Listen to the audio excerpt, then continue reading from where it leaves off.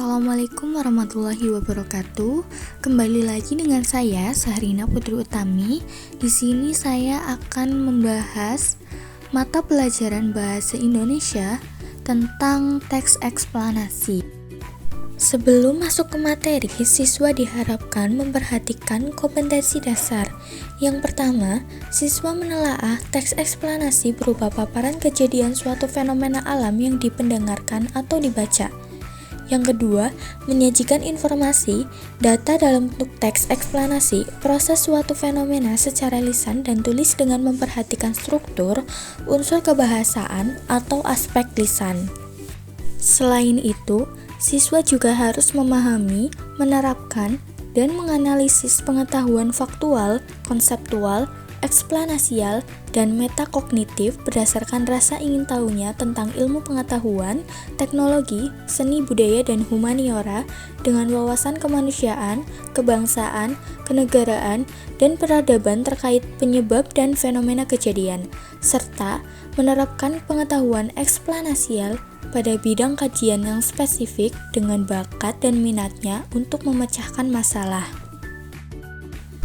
Capaian pembelajaran kali ini yaitu melalui kegiatan pembelajaran dengan pendekatan pedagogik genre, saintifik, dan CLIL dengan model saintifik, peserta didik dapat mengidentifikasi ciri-ciri teks eksplanasi, struktur teks eksplanasi, menelaah kebahasaan teks eksplanasi, menentukan pola pengembangan dalam menulis teks eksplanasi, dan menulis teks eksplanasi berdasarkan struktur dan kebahasaan dengan rasa ingin tahu, kerja keras, tanggung jawab, bersikap bersahabat, atau komunikatif selama proses pembelajaran. Baik, pembahasan materi kali ini yaitu yang pertama ada pengertian teks eksplanasi, yang kedua ciri-ciri teks eksplanasi, yang ketiga struktur teks eksplanasi, dan yang terakhir ada kaidah kebahasaan teks eksplanasi. Apa sih pengertian teks eksplanasi itu? Baik, di sini saya akan menjelaskan mengenai pengertian teks eksplanasi. Teks eksplanasi adalah teks yang berisi penjelasan mengenai suatu fenomena atau peristiwa, baik fenomena alam maupun fenomena sosial yang terjadi dalam kehidupan sehari-hari. Fenomena alam yang dimaksud bisa berupa tanah longsor, gempa bumi, gunung meletus, kebakaran hutan, proses terbentuknya pelangi, dan sebagainya. Sedangkan fenomena sosial yang dapat dijelaskan oleh teks eksplanasi diantaranya yaitu aksi demonstrasi, tawuran, peperangan, dan lain-lain. Yang selanjutnya ada ciri-ciri teks eksplanasi. Ada 4 ciri-ciri teks eksplanasi yaitu faktual, keilmuan, informatif, dan pembahasan yang bersifat umum. Berikut penjelasannya yaitu yang pertama faktual. Artinya teks eksplanasi memuat informasi yang nyata dan benar adanya. Yang kedua bersifat keilmuan. Teks eksplanasi membahas fenomena yang berhubungan dengan ilmu pengetahuan. Misalnya, gempa bumi dikaitkan dengan ilmu geografi, atau aksi demonstrasi yang dibahas dari sudut pandang ilmu sosiologi. Yang ketiga, informatif. Teks eksplanasi bertujuan untuk memberikan informasi tanpa mempengaruhi pembaca. Teks eksplanasi hanya menjelaskan proses terjadinya suatu kejadian, bukan untuk membujuk siapapun. Yang keempat, membahas hal-hal yang bersifat umum. Teks eksplanasi menjelaskan peristiwa yang sering kita jumpai dalam kehidupan sehari-hari. Kemudian ada struktur teks eksplanasi. Yang pertama judul. Seperti halnya teks apapun, judul itu tentu saja harus ada. Tulislah dengan bahasa yang singkat, padat, dan jelas dalam kaitannya dengan penulisan judul yang baik. Penulisan judul tidak harus terlalu panjang, menghilangkan esensi dari apa yang dideskripsikan. Yang kedua, pernyataan umum. Di bagian ini, sebuah teks eksplanasi menjelaskan tentang gambaran umum fenomena atau peristiwa alam yang akan dibahas. Poinnya bisa mengangkat tentang proses bagaimana fenomena alam tersebut bisa terjadi. Yang ketiga, menjelaskan urutan sebab akibat. Setelah mengetahui secara umum fenomena yang akan dibahas, pada bagian ini dijelaskan tentang penyebab dan akibat yang ditimbulkan dari fenomena tersebut. Yang terakhir ada interpretasi. Interpretasi dalam teks eksplanasi dapat dikatakan sebagai ulasan atau penarikan kesimpulan, dan kamu bisa memberikan tanggapan atau pernyataan terkait fenomena yang diangkat dalam teks tersebut. Pembahasan selanjutnya yaitu tentang kaidah kebahasaan teks eksplanasi. Yang pertama, menggunakan kalimat pasif dan kalimat tidak langsung.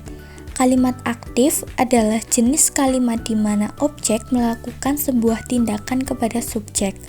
Sementara itu, kalimat tidak langsung adalah kalimat di mana pembicaraan atau sebuah informasi dari seseorang disampaikan secara tidak langsung kepada orang lain. Nah, ciri kebahasaan teks eksplanasi akan menggunakan dua jenis kalimat ini. Yang kedua, menggunakan konjungsi kasual dan waktu. Karena teks eksplanasi bertujuan untuk menjelaskan secara jelas kejadian suatu fenomena, jadi teks ini akan sering menggunakan dua jenis konjungsi, yaitu konjungsi kasual dan konjungsi waktu atau temporal. Konjungsi kasual adalah kata penghubung yang mengaitkan dua peristiwa atau ide dengan menunjukkan hubungan sebab akibat. Konjungsi kasual ditandai dengan penggunaan kata karena, sebab, oleh karena itu, dan sebagainya. Sementara itu, sesuai namanya, konjungsi waktu atau temporal adalah kata hubung yang berkenaan dengan waktu. Biasanya ditandai dengan penggunaan kata kemudian, lalu, sejak, ketika, saat, dan sebagainya. Kemudian, kaidah kebahasaan teks eksplanasi menggunakan istilah ilmiah. Teks eksplanasi juga menggunakan istilah ilmiah untuk menjelaskan suatu fenomena yang terjadi. Contohnya, pada teks eksplanasi tentang penyebab banjir, mungkinkan menemukan beberapa istilah yang cukup asing seperti erosi, sedimentasi, drainase, deforestasi, dan lain sebagainya. Kaidah kebahasaan yang terakhir yaitu menggunakan kata kerja material dan rasional.